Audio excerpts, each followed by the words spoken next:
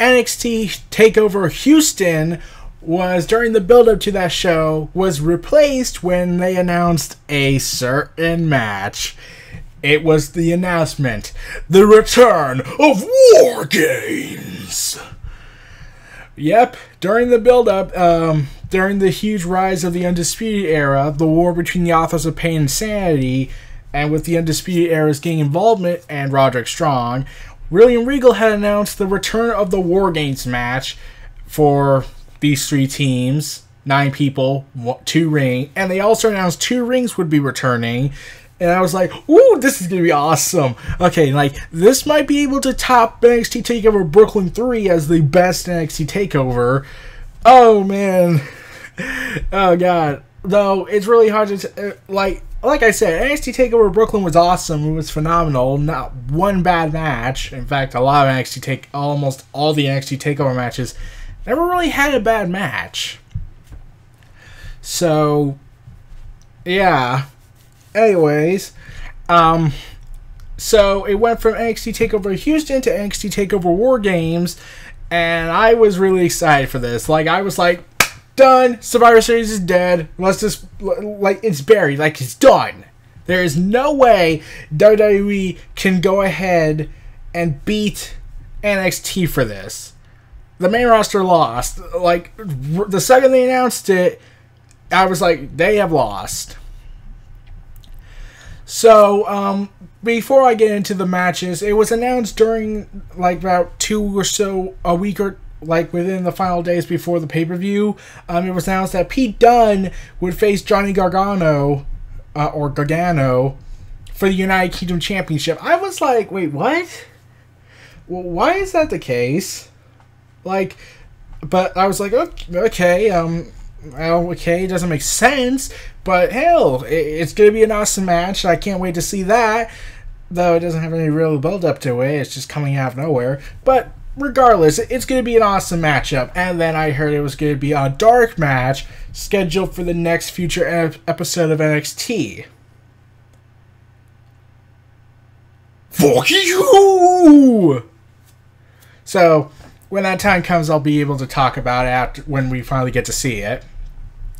Though, of course, I'm expecting a huge, awesome matchup. So let's really get into it. Lars Sullivan, who I've never seen before, since I've said this before, I stopped watching NXT full-time after the Golden Era ended, in my view. And versus Kansas Ono. Seriously, why not just call him Chris Hero? Chris Hero, I'm just used to calling him that, faced off with Lars Sullivan, and Lars Sullivan was looking like an absolute beast. And then, here's the best way to describe it. I would like to see him fight Braun Strowman, or, okay, here's the idea. The Authors of Pain fight Lars Sullivan and Braun Strowman. That would be the Age of Destruction right there. Or you can have all 4 of them team up, and oh god, that would be a monster faction pretty much. So Kansas Ono, or Chris Hero as everyone more likely remembers him as, faced Lars Sullivan and got a couple of shots in, but ultimately Lars Sullivan defeated and ultimately dominated the matchup. And yeah, I was, like I said about Braun Strowman, I felt like I was getting hints of Braun Strowman and Lars Sullivan. Like, I had never heard of who this guy was. From what I've gathered, apparently he had signed with WWE back in 2013, but reported to the WWE Performance Center in 2014. And made his professional wrestling debut at SO Axis prior to WrestleMania 31 during WrestleMania Axis. And then, for the next 2 years, he made very sporadic appearances in NXT live events over the following 2 years. And then he finally made his live television debut on April 12, 2017, teaming in NXT. And then Lars Sullivan would officially be, quote, born on May 2017. So, yeah. So, also, So Lars Sullivan, he's a fresh new guy this year, and people are already saying he's already a big star in the making, which is surprisingly fast. I would like to see more about this, but from what we've seen, it looks like, oh, okay, let's see how he fights for Braun Strowman, then I'll be able to make final judgments. So, okay, so Kansas Ono, I just really don't seem to click with him. Like, it's the way he just looks to me. Like, he's not... I don't know what it is about him. I don't know why. I don't want to say his weight because people would condemn me because, oh, you like Kevin Owens and he's overweighted, at least. But, like, okay, I'm not going to make any defense claims on this. Some people might just say I just don't like him because of his weight. It's just something about Kansas Ono really just doesn't click with me. In fact, some person said, oh, he's like Balls Mahoney, except... Okay, even if we establish the weight thing as my possible issue with him, which I really don't have a problem with, because I'm overweight and whatnot, but doesn't, like Balls Mahoney, Kevin Owens, Rikishi even, all has distinct style with their appearances, whereas Kansas Ono, it just doesn't, he just wears what looks like an NBA shirt, or... some other sports shirt with his logo on it, and I don't know, something about it just doesn't click with me. Like, he can produce good matches from what I've seen, but yeah, nothing really makes me say he stands out. So yeah, and also I'm trying to wonder, wait, WWE was said to have had a problem with his weight, and they kept telling him lose weight or we're not doing anything with you kind of mentality. And apparently it was said that he had gained a considerable amount of weight, so I'm wondering, yeah, okay, what was the point then of this demand that WWE brings him back? Like, he was, let's see, he came back to WWE, he left WWE in 2013, then he came back in 2016, but made his re-debut in 2017, so he was gone for 4 years, and everyone kept saying the same thing, he didn't really get a lot of weight in, so, yeah. Anyways, Lars Sullivan and Kansas Ono, like, they got an okay match, and you can't, and okay, a lot of people have said this, it's not going to be, quote, the worst, it's going to be the, quote, worst match of the night, though they keep saying the same thing. It's not really saying it's the worst match of the night, because every single NXT TakeOver has something that gives value to it, and really, there's not really a bad match. Like, at best, we could get at worst, we could get a C+. So, that's saying something about NXT's product when it comes to TakeOver pay-per-views. So now let's get to a match that a lot of people said they were excited for. Aleister Black versus Velveteen Dream. When I heard who Velveteen Dream was, I felt like, I know this guy. Something about his face just reminds me of something. And then I looked up who he was, and... okay. Oh, man. So, apparently, this was Patrick Clark from Tough Enough. And I was like, oh, so that's who he is. So, yeah, it was like reportedly, like he had signed a contract with WWE back in 2015 after Tough Enough, which kind of makes the season kind of pointless if it's just going to bring in almost every guy and woman who joined Tough Enough only to get eliminated, then come to WWE nonetheless. They just get lesser money. Oh, by the way, the winner of Tough Enough Season 6, what was his name? I'm trying to remember the final guy's name. Josh Brady. Yeah, he's no longer with the WWE. Neither is Sarah Lee.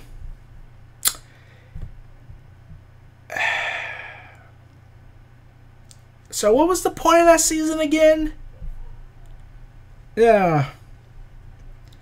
So anyways, moving on. So I was curious about how would Velveteen Dream work, and I was trying to see what this character was about. So I looked up about Velveteen Dream, and apparently his gimmick is that of kind of being based off of the musician Prince. I mean, the singer. So it was inspired by Prince, and Velveteen Dream then started a feud with Aleister Black, who kept saying he wanted Aleister Black to say his name. He wanted attention from Aleister Black, and Dream had said that Black would say his name. Said that Black would say his name, and I'm thinking, so shouldn't this have been an I Say match? You know, like an I Quit match, but instead of saying I quit, it says I say the name, or I say this person's insert name here, or insert the name of the person here. Like, that would have actually been kind of gimmicky, but at the same time would have been somewhat interesting if they did that. And okay, like Velveteen Dream hasn't, like, I haven't heard any good matches about him, and a lot of people said they didn't like Patrick Clark, the guy who plays the character. So everyone was thinking that this match could probably be good. So, and also, he's the reason Aleister Black spoke for the first time in NXT, so this is saying something that what they, or at least NXT sees in him. So, I saw Velveteen Dream versus Aleister Black. Okay, yeah, if they didn't have WarGames, I would have said that was the best match of the night. Yeah!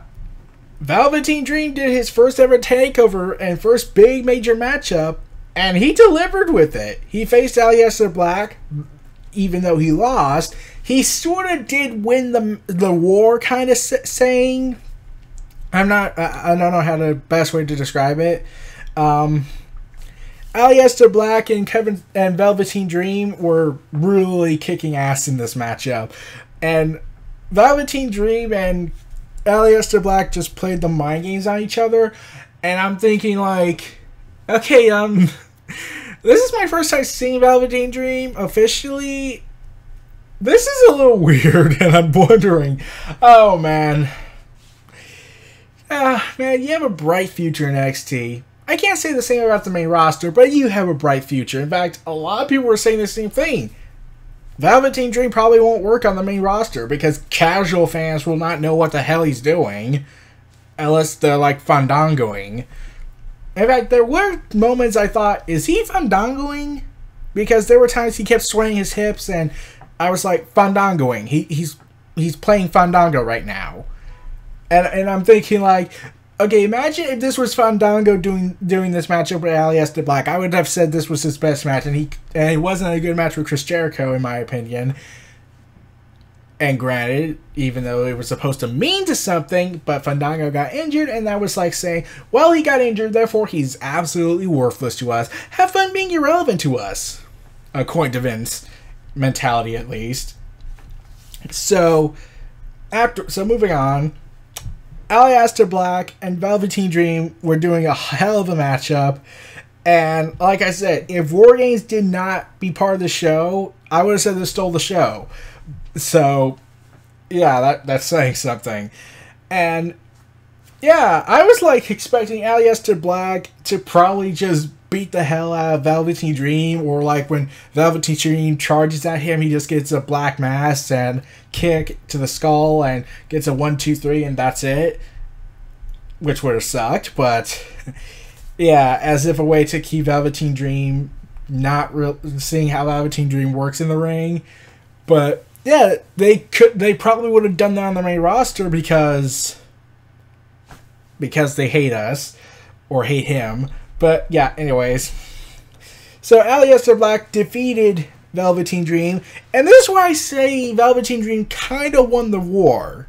Even though Aleister Black won the possibly only battle between them, Velveteen Dream did deliver on his promise where Black says his name, because Aleister Black said, "Live in infamy, Velveteen Dream," or okay, I know he meant infamy and whatnot, but enjoy infamy or live in infamy, Velveteen Dream. And I was like,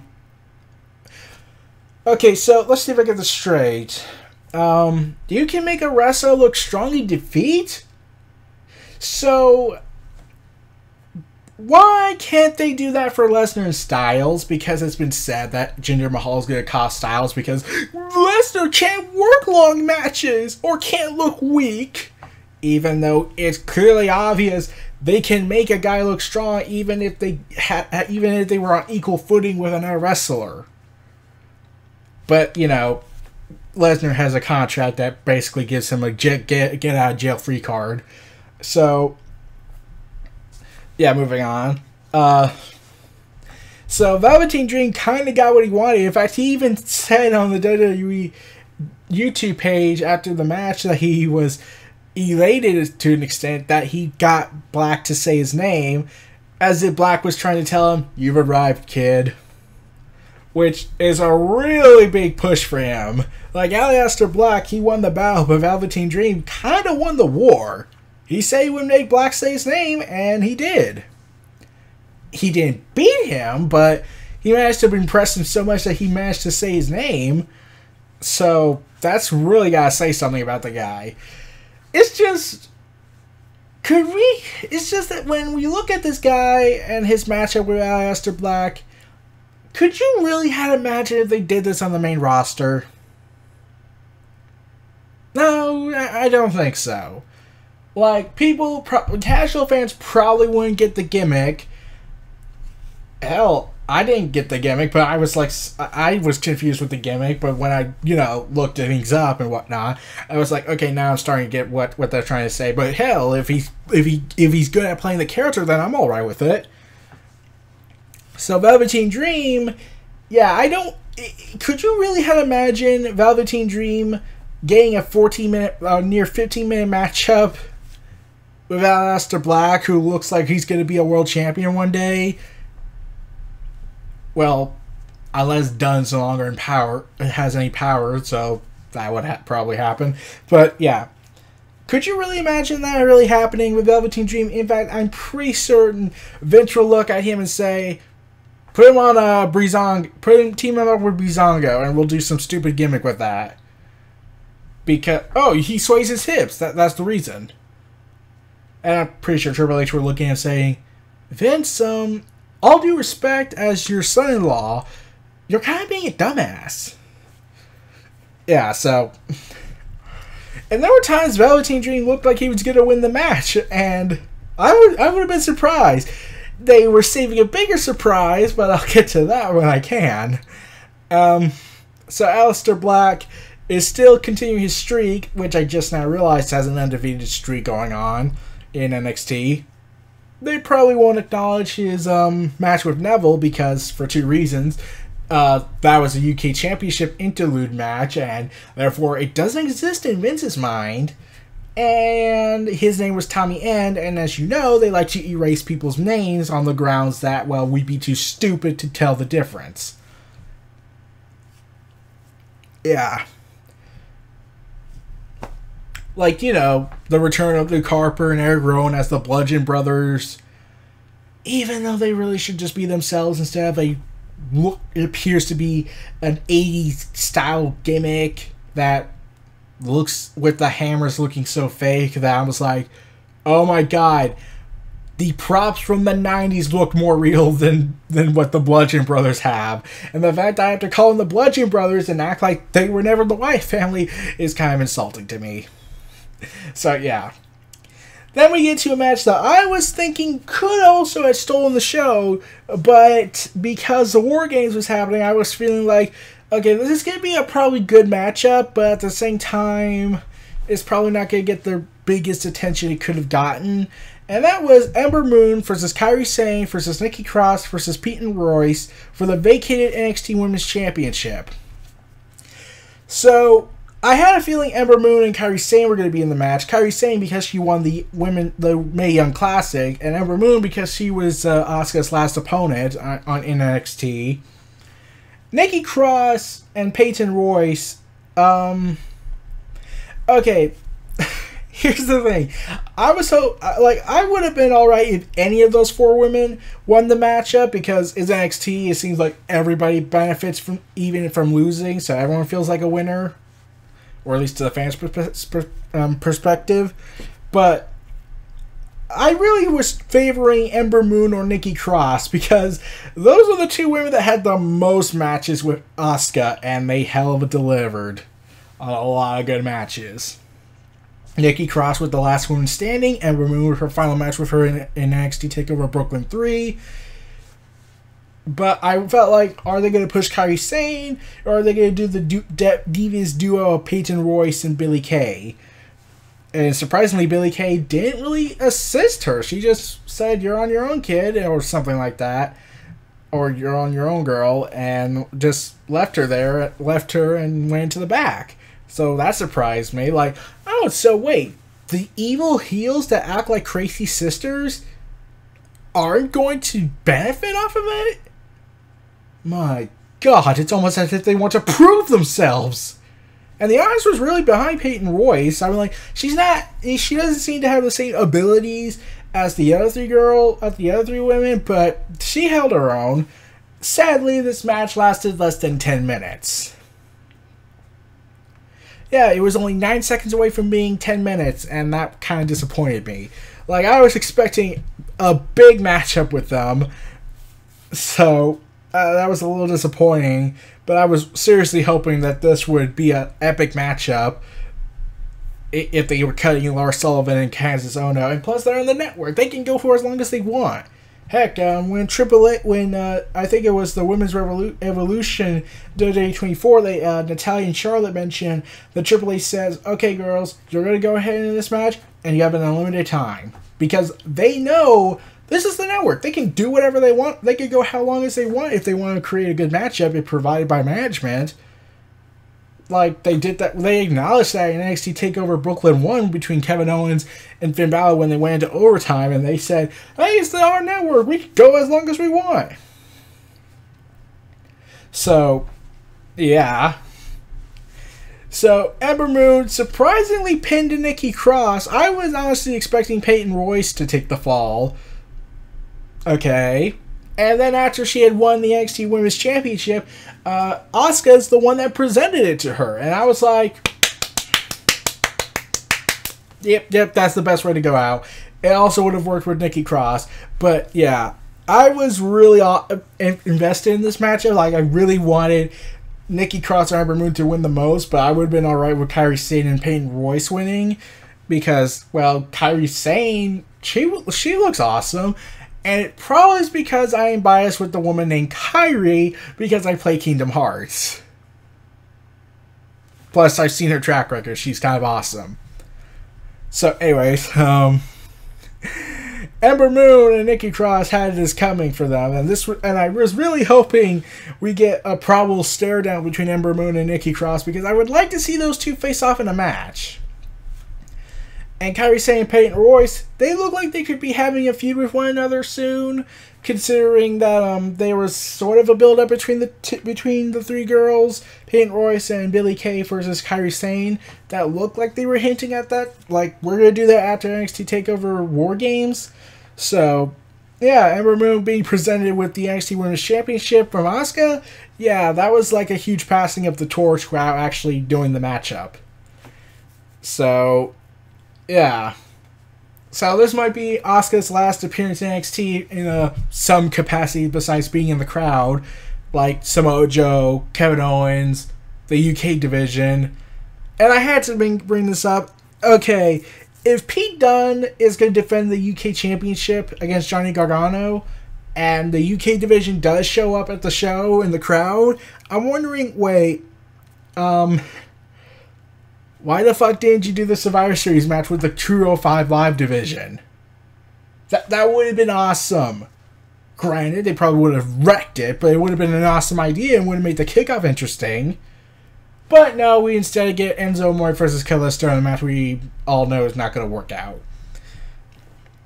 Well, it probably would have been better than Jinder Mahal versus Lesnar, though, of course, the one memorable moment would have been the Singh Brothers being thrown around the ring, probably into the audience, but that probably wouldn't happen, but that would have been wholly awesome. So, yeah. So, Ember Moon looks like she's finally getting her big break. Hope Nikki Cross is next. And then we get Kairi Sane. Or Peyton Royce. So that's my ultimate opinion on the Fatal 4-Way match. So now let's get to the surprise match of the night. Andrade Cien Almas versus Drew McIntyre for the NXT Championship, which is now being disputed regarding the whole, is it the NXT Championship or is it the NXT World Championship? Because WWE kind of called it a World Championship after he beat Bobby Roode. Yeah. And here's the thing. When I heard, originally this was supposed to be Adam Cole versus Drew McIntyre, but then they changed plans when Triple H talked Vince into doing this match, to do the WarGames idea. Praise Triple H. Almas was now going to get this big push, and I was really surprised by this. Like, wait. You mean to tell me Almas is going to get this big epic push? I mean, I'm not complaining, but oh wow, like he just recently got this new gimmick with Zillion Vega, and now he's getting the opportunity for an NXT Championship. Especially how he was booked during his time in NXT so far. He was doing nothing. He was a good guy who delivered quality matches, then to a party animal, to irrelevancy, and now he's contending for the NXT Championship. And it only been several months when he got Zillion Vega to join him. So that's really saying something.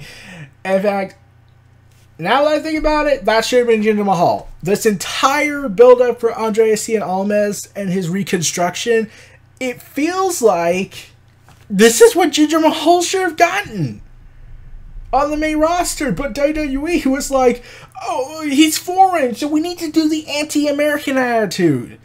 Because he's a foreigner, and Vince is xenophobically idiotic. So, yeah, Almas fought Drew McIntyre. It was, for me, okay. I don't know how they could have beaten Bobby Roode versus Drew McIntyre, but they delivered a hell of a good matchup. And then something happened. The surprise factor of the night. Andrade Cien Almas defeats Drew McIntyre for the title. Oh wow, this was genuinely surprising. This is the third time I believe I'm surprised that they did this so soon into a title reign. Let's see, Shinsuke Nakamura beats Samoa Joe, then he loses it back to Samoa Joe, then he loses it to Shinsuke Nakamura again at an NXT Live event in Japan, and then he loses it to Bobby Roode in early January. And now the cycle has once again restarted with Drew McIntyre. So, yeah, Andrade Cien Almas, with the help of his lovely lady friend, or manager, defeated Drew McIntyre. And there is a moment in the match where it looked like Drew got injured in the groinal area. So that's got hurt. And they were like, oh god, what have we done? Oh god, we gotta rush this match in the last few minutes. Okay, let's Almas win. Mentality thing. It looked like that was gonna be the finish, but it felt like they rushed it a little bit at the end. So, yeah, Andrade Cien Almas shocked the NXT universe with this victory and winning the NXT Championship. And now I'm thinking okay, what's going to happen now? Because now I'm starting to get scared. They're probably not going to give Drew McIntyre back the NXT Championship. I think, though they could surprise me again. But, yeah, I don't want him on the main roster because, okay, you know what here's the most likely case scenario, and this is also the worst case scenario. If he goes to Raw, they're going to have interactions with Heath Slater. If he goes to SmackDown, his first feud's going to be with Jinder Mahal. Yeah, because of their history with 3MB, and as you know, as everyone here knows by now, Vince is really much of an idiot with that gimmick. Like, when Jinder Mahal came back to WWE, Heath Slater was with him, and he brought him back. Granted, he turned on him, but still brought him back. So, it's kind of apparent that, yes, Drew McIntyre's first interactions on the main roster is either going to be with Heath Slater and Rhino or Jinder Mahal on SmackDown. And yeah, Heath Slater got a big story out of it. Drew McIntyre got a road to redemption, and Jinder Mahal got, okay, he got Shocker, but then it just went downhill. So, that's pleasant. So, Andrade and Almas, congrats on that. And here's the difference between Jinder Mahal and Almas. Almas can produce high-quality matches. Yeah, I'm not hindering the Jinder, but yeah, but before his second match with AJ Styles on SmackDown Live before Survivor Series, what of the matches do you actually count as memorable?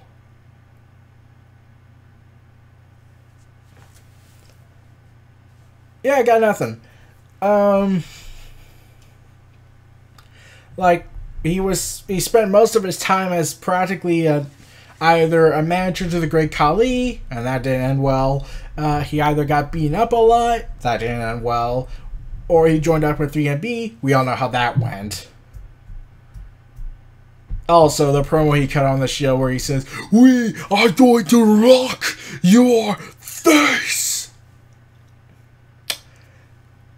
In no way does that sound suggestive. Oh, it certainly doesn't, and I don't mean that sarcastically, because if it was actually what they intended to let him say, then I was like, well, he's done. So, yeah, Jinder Mahal, well, yeah, he's had an impressive physical transformation. He hasn't really done any good matches. And it took AJ Styles a second try, because the first time they encountered it was just okay. But then they finally said, okay, let's do this again. And they got it right. Probably because of Styles. And the fact Mahal is injured. Though, of course, he keeps denying it. So, Almas, I don't know what's he going to do, but here's the best way I'm going to think.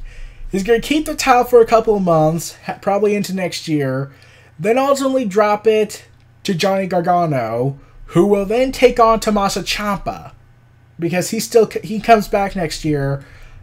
No idea if they're going to take him to the Cruiserweight division almost immediately, or they're going to have unfinished business between each other in NXT, because they've only had one match against each other in the WWE, and that was at the Cruiserweight Classic, and Vince doesn't like to acknowledge that place's existence because he's an idiot. So, yeah, Gargano, Tommaso Ciampa, okay, do it. Just do this matchup at Just do this matchup at the WrestleMania NXT TakeOver equivalent to take on WrestleMania, and you got magic there. So, yeah, that's the perfect plan for me. They'll probably try something different, which I'll be alright with, so long as it's executed well, or they deliver a great matchup. But, yeah, this is going to be interesting for Almas' reign. Like, is he going to continue relying on Vega, or is he going to try and break out on his own for a little bit? So, congratulations to Almas. It took you less than a year to finally go into irrelevancy after your debut. You tried to ask for your release, then you got a party gimmick, and that didn't work out, and then you finally got this opportunity, and now look where you are. Oh man, that's gotta be a miracle. Like, they should have done this the way they made Almas be built in his reconstruction. That should have been Jinder Mahal, but they didn't do it. They rushed it. Whereas they go ahead, so because they do monthly pay-per-views, that's a different style than NXT because let's see, between August and November, that was the last NXT TakeOver. So they had 2 months to work this out, or at least build up the feud. And they gave Almas a build-up to eventually contending for the title. They just no one expected him to win the title. So, yeah, that's really saying something about why couldn't they do that with Jinder Mahal? Build him up on a couple of SmackDowns, then get his title victory at SummerSlam until he's proven ready. So they could have done this kind of build-up, but no, we gotta rush it on the grounds of the Indian market, man. We got the Indian market to think about. Even though you cancel the show and Triple H and Roman Reigns are going to main event the show and it's not going to be Jinder Mahal versus Triple H and therefore he's not even considered on the card, yeah, that's not going to work out so well. Anyways, so now let's get to the return of the WarGames. And my god, the rules got a little complicated. Like, okay, so I had watched the NXT WarGames through the collection video that I bought like several years ago. So okay. The last time they did a 3-man team was the NWO, the Wolfpack, and WCW back in 1998. No one wants to acknowledge the one that happened in 2000 because that doesn't count for so many reasons. And yeah, I still try to wonder why the hell that was even the idea. WarGames 2000, everybody. In 1999, they didn't even have WarGames. So yeah, when it was revealed that when they were going to do 3 teams, 9 people, I was thinking, okay, will this work? Like, these are really good performers, but 1998 had DDP, Bret Hart, and Sting. Okay, yeah, scratch that. They only had 3 high-quality performers like Hulk Hogan, and the Warrior had a few going on. Rowdy Piper, I don't know why. Stevie Ray. Yeah, I kind of forgot about that guy. And it's Kevin Nash and Lex Luger, and more like their charisma is the reason why they got remembered as much more than their wrestling abilities at times. Like, Kevin Nash probably, I think, had a good match with Bret Hart, though really you can say Bret Hart was the reason. So, yeah, moving on. So, anyways, as I was saying, yeah, when I heard this, I was like, okay, these are all talented wrestlers. We've seen that. So let's see if they can redeem the past 9-man operation they tried to do in WCW back in 1998. And then the rules were altered a bit.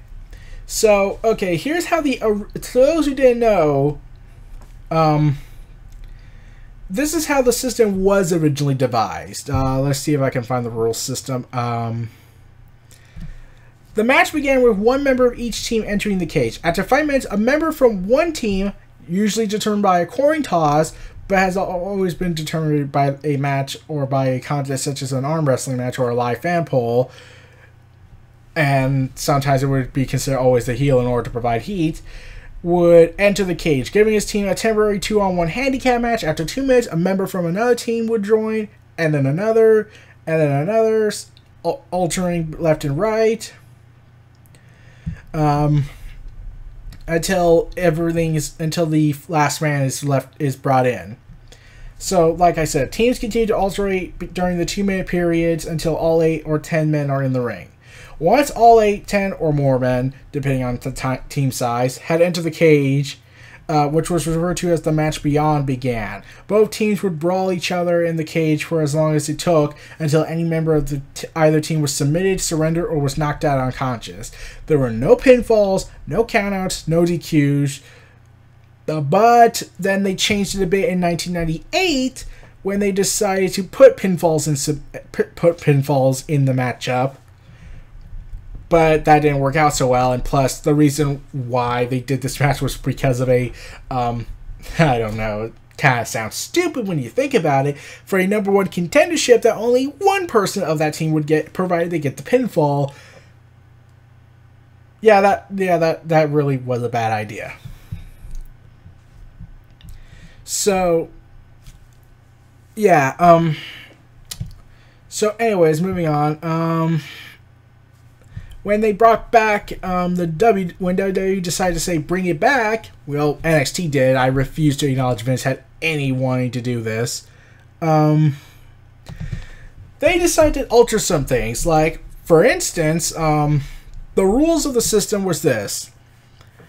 All 3 teams will be contained inside separate shark cages by the entranceway, with a member from each team as chosen by his respective squad starting the match. After 5 minutes, the remaining members from one team will be released from their shark cage and allowed to enter the matchup. When another 3-minute period elapses, the remaining members from the second team are released from their shark cage. Following another 3-minute period, the final team members are released from their shark cage and enter the match. Once all 3 teams have begun enter the match, a victory can be changed by pinfall or submission. So, yeah, I thought, like, why couldn't they just keep the other system? But if they want to do pinfall systems, okay, that's fine, provided that it doesn't do the number one contendership for one title, that only one person of a team, of one of the team members gets the pinfall, which would really have led to a clusterfuck. So, yeah, but I kept thinking, like, oh, are they going to put the tag team titles on the line? Because that actually would be kind of awesome. They could enact the Freebird rule. So, yeah, I was really thinking they were going to do that, but the tag team titles were not on the line, which was a little disappointing. And when the Authors of Pain were teaming up with Roderick Strong, I was like, I don't know why, but that just doesn't look right when I see their promos. But they needed Roderick Strong because the Authors of Pain only had 2 and Paul Ellering's retired. And plus, he was the first guy, he competed in the first ever WarGames. And now he's giving advice to the Authors of Pain and Roderick Strong about his experience in the first WarGames. Which really says something. So, the Authors of Pain and Roderick Strong had an experienced person who been in that kind of match. While Sanity had the Insanity, pretty much, and the Undisputed Era had high-flying technical guys. And then there was one other major difference to it. This was the major difference. It was, there is no roof above the cage. Yeah, when I heard this, like, Triple H said that because a lot of these guys are high-flying based, they wanted to give the high flyers some opportunity to use their moveset, which sounds like a noble thing, but then a report contradicted that statement and revealed Triple H was forced to say those lies.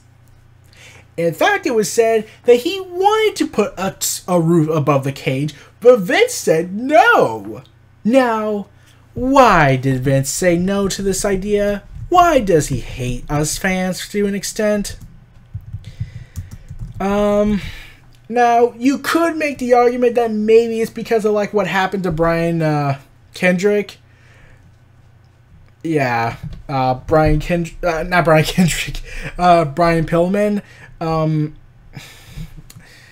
Yeah, that was the reason. I thought that would be the reason why they did that, but there's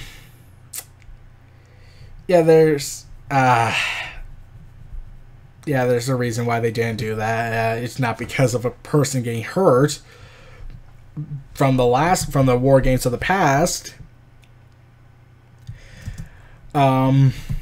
It's because Vince said no on the grounds of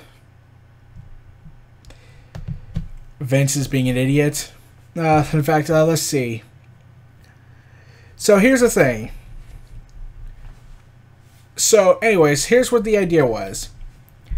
According to Wrestling Observer Live, specifically Brian Alvarez, I believe, said this: Vince didn't want a roof. He was adamant about it. Like, this was a big topic of the conversation in a Riot meeting, was a roof on this, quote, stupid cage. Every WarGames has had a roof, and obviously Triple H wanted a roof on it, and Vince said, I don't want a roof. And Hunter said, I want one. And they went back and forth. For those who were wondering who's in charge, still to this day everywhere, is obviously Vince. There's no roof on this cage, so if you're up to the arms about it, that's the story behind the roof on the cage.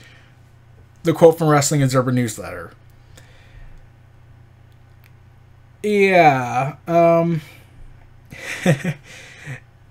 and apparently Brian Alvarez said this: the main reason is due to Vince throwing a fit during the booking process for this event.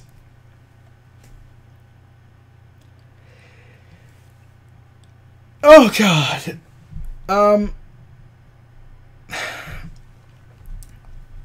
Okay, so... Okay, yeah. If they had said because of a injury prevention, because of what happened to Brian Pillman when he was being powerbombed by Psycho Sid, or Sid Vicious, that would be an actual good reason.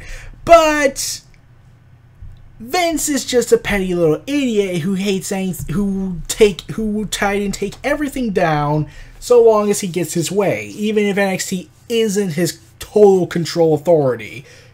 He's the boss, but he can just say, well, you're not doing that. Like before this WarGames match, his last major influence in NXT was the American Alpha team losing the tag team titles back to the Revival. That was for the draft. And how's American Alpha doing? Jason Jordan's getting hated, and Chad Gable's teaming with Shelton Benjamin and might be turning heel. Okay. So, enough about that. We got a WarGames match without the roof, which was kind of disappointing, but these three talented guys, okay, let's do it. And I knew the Undisputed Era was going to win this match. I knew it. It's their first big matchup together in TakeOver, so it was kind of obvious they would do the victory. What I did suspect would happen was really Sanity was the top dogs in this matchup. Like, the Authors of Pain and Roderick Strong did their part, but really, Killian Dane was the biggest and most valuable MVP of the matchup. Because, let's see, this is Killian Dane, and he's a big dude. And when I look at him, I was like, he's just a big guy. Including Alexander Wolf. Like, the breakouts, the stars of the group was really Nikki Cross and Eric Young. I didn't think Alexander Wolf or Killian Dane would really do anything that much in terms of providing something on this. But Killian Dane, oh my god. He proved me wrong. Like, I knew he was going to do a lot of things in the match, I just didn't expect he would try and be different, basically screaming out to the top of the world, I will be noticed! So, yeah. Alexander Wolf, he got his head busted open. The back of his head was busted open, and so much so, and here's the best way to tell. It's not because there was a huge amount of blood on his back of his head. It was because there was so much blood loss that there was a puddle of blood on the broken table he crashed on. Yeah, and I must stress they locked the cage during the matchup, so unless they want to break something open, they're probably not going to do anything. They can't do anything about it. And he still got up and finished the matchup, so that's saying something. But Killian Dane was really the breakout star in this matchup. He was on fire. Like, he brought in the weapons, turning this match into a lethal lockdown match in TNA. And I'm wondering how pissed Vince must be. Like, he's already pissed off enough, I bet, because they brought back WarGames. Even if he got away with the whole, haha, there's no roof structure. Take that, WCW. I am the most pettiest man alive. My God, I need a life. to now realizing that they turned it into a lethal lockdown match with just the name WarGames in it. I bet Vince was feeling like, no! We're not supposed to be ripping off what TNA does. That's supposed to be ripping off what they do. Unless it's a broken gimmick, because we're still trying to push for that. So, yeah. So, they took WarGames and Lethal Lockdown and put it a WarGames hardcore match. This match was awesome. This match stole the show. And, oh god, there's just one big glaring problem with this matchup. It's not the match itself. It's the one opportunity they could have done. This is the return of WarGames after over 2 decades of not being seen. They could have gotten Jim Ross to do this. They got him for NXT TakeOver Brooklyn 3 for Aleister Black versus Hideo Itami, who wasn't even on the show for some reason because they're preparing him to put it on 205 Live. So really, he's going to be in the gutter now. But this is the return of the WarGames. Where the hell is Jim Ross? I was hoping he would come back. I was like, this is the cherry on top of the cake. This was the icing on the cake, pretty much. So I was like, okay, you gotta do it. You gotta put Jim Ross as commentator. Just do it. It's the only way this is gonna be absolutely glorious. Because this is Jim Ross. He was the voice of so many wrestling promotions. He commentated on I believe it was the original WarGames match. I don't remember what. I'm trying to remember. But yeah, Jim Ross is kind of a big freaking deal. So I'm thinking, come on, guys, just do it. Just do it. Like, you gotta do it. Oh man, I really wanted Jim Ross to commentate on this match, and Jim Ross said he wanted to as well. I don't know why they didn't let him do it. Is this something else that Vince got pissed off about? Like, okay, look, we already brought Jim Ross to put Roman Reigns and make him look strong. I already gave you a deal favored. I already made it. I already owed you one for NXT TakeOver, whatever, twice with Pete Dunne and Tyler Bate. But this is not what I will not stand for this. I'm already pushing it enough as it is with WarGames. I'm already taking the roof. I'm taking Jim Ross too. Like, he signed with WWE. Just do it. Yeah, I'm probably going to conspiracy mode with Vince at this point. But yeah, I wouldn't be surprised if that was the case. So this match was destructive, and Killian Dane, he was doing stuff that I was surprised he was doing. Like, he was colliding with people, combining movesets, combining standard moves that usually is done with one person, and did a Samoan drop and a throw. And also, Kyle O'Reilly, he probably got, and this might be confusing, but Kyle O'Reilly tried to swing a chair at one of the members of Sandy. I think it was Eric Young, or was it Roderick Strong? And he accidentally hit the ropes and it hit his head. And all I'm thinking is, so is he gonna be fined for that? Because they fined Triple H and The Undertaker for that steel chair shot. So are they gonna fine him for accidentally hitting himself? Yeah, I honestly wouldn't be surprised if they did that, but it looked like he's alright. But, yeah, Adam Cole, yeah, and also the rule was also established that if one member of the team leaves the cage, then the entire team is forfeited. Okay. Why? Okay, but they never took advantage of that opportunity. In fact, I was thinking Adam Cole was going to push Roderick Strong out of the structure when they climbed up there, but they never did that. And I was thinking they were going to try and take out the Authors of Pain, and it would be just down to Sandy versus the Undisputed Era. Luckily, they didn't do that, thank God. But that, honestly, I wouldn't be surprised if they had done that. Because they put that rule in there for some reason. So, this match was perfect. Nothing to be changed. Would it have been better if they didn't bring in the weapons? No idea. Would it have been best if they didn't put in the steel if they managed to put the roof back on top of the structure? Probably. That would have been interesting. Having to make the technical high flying guys to actually think on their feet with this, or climb on top of the roof thing. That actually would have been interesting. Though I get they were trying to modernize some things for the WarGames, but to me it felt like you didn't really need to change anything. It actually felt pretty unique to me. Like, granted, the rules they did say were interestingly unique, but I was like, there was nothing really wrong with the old rules. Like, granted, the technical guys probably couldn't really work as much, but I can buy the roof part if they had come up with that as the reason. But I'm like, Triple H tried to say that's the reason, but that turned out to be a huge lie. Vince is just petty about everything. Also, there was another big missed opportunity, a very big glaring omission on the show that was like, oh wow, WCW did this, and they were aware of it. There are 2 rings.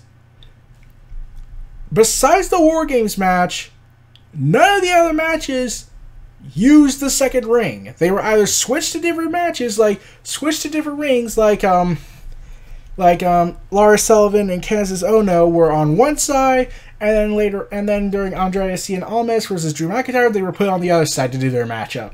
And I was like, okay, please tell me they're gonna switch around in the ring, right?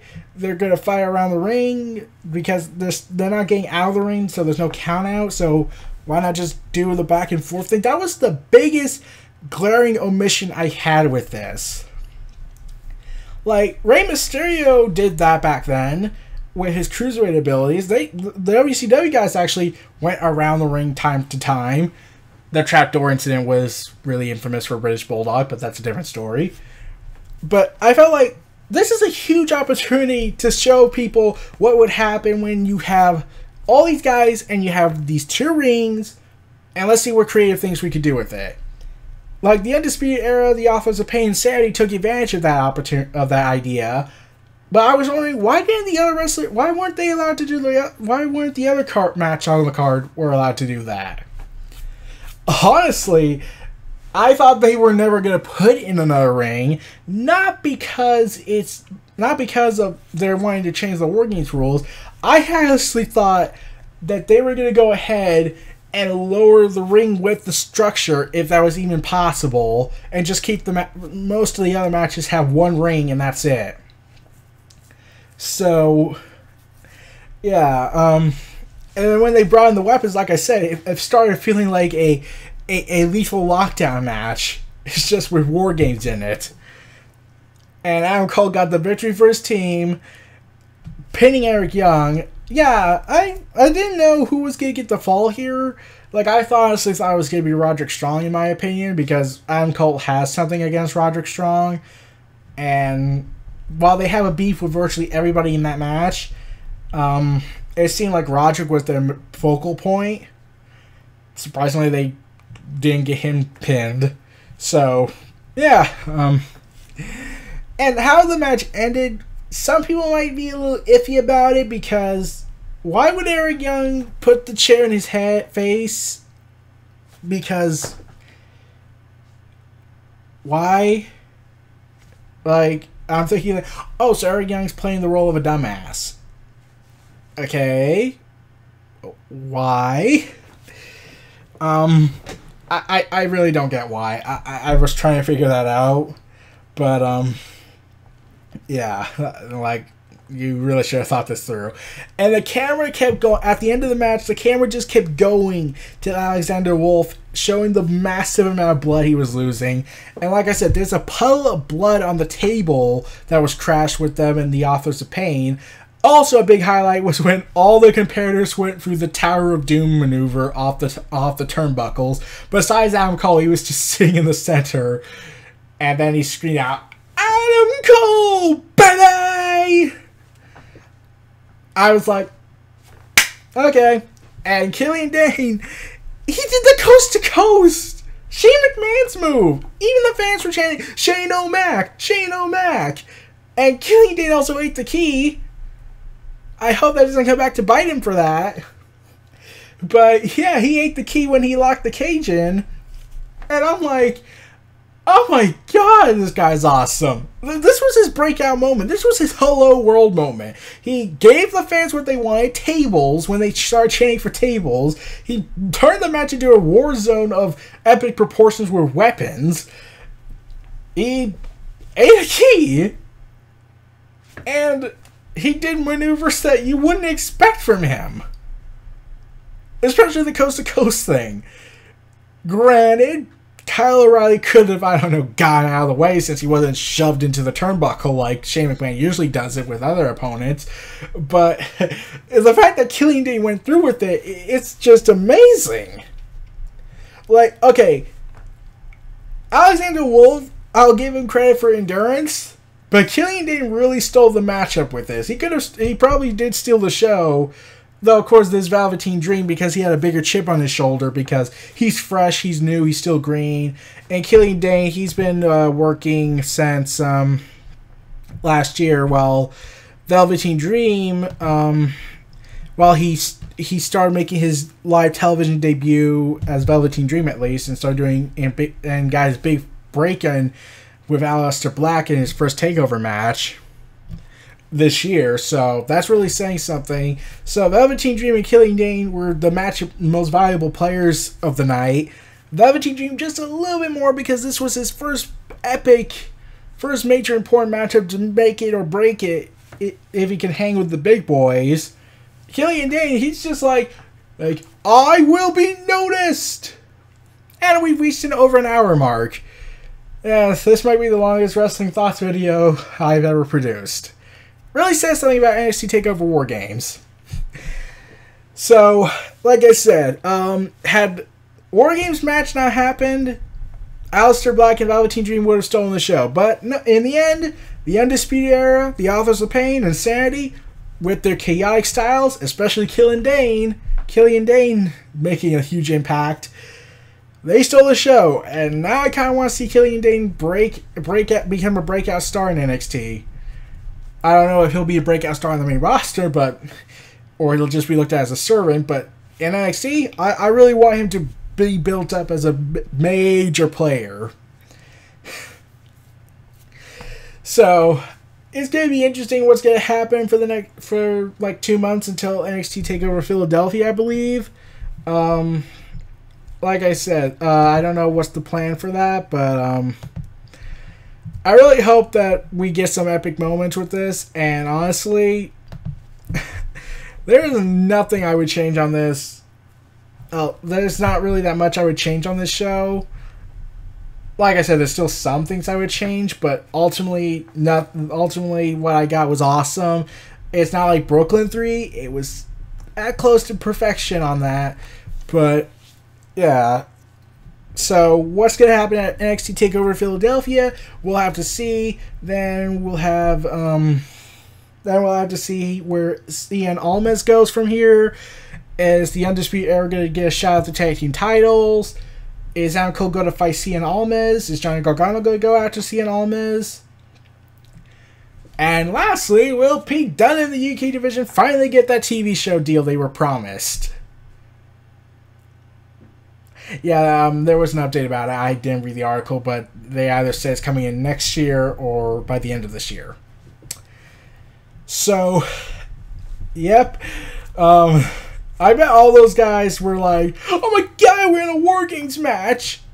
And we get to be the first guys in WWE to do it! I'm like, granted, this is NXT, and Triple H has more balls than Vince, and more sanity and common sense, and that's what the fans want, but we get to do it! We get to make history in WWE! And we're a developmental show! Yeah, a lot of people, I think, forget that the NXT is a developmental show. Honestly, I wouldn't blame you. So, hopefully you'll expect me to talk about Johnny Gargano and Pete Dunne when the match finally airs on TV, on NXT WWE Network programming. So that's pretty much all I have to say. All these guys, I commend them for their hard work. The WarGames match is back. I hope they do more, and I hope they put it in the game next year, since they have enough time to design it.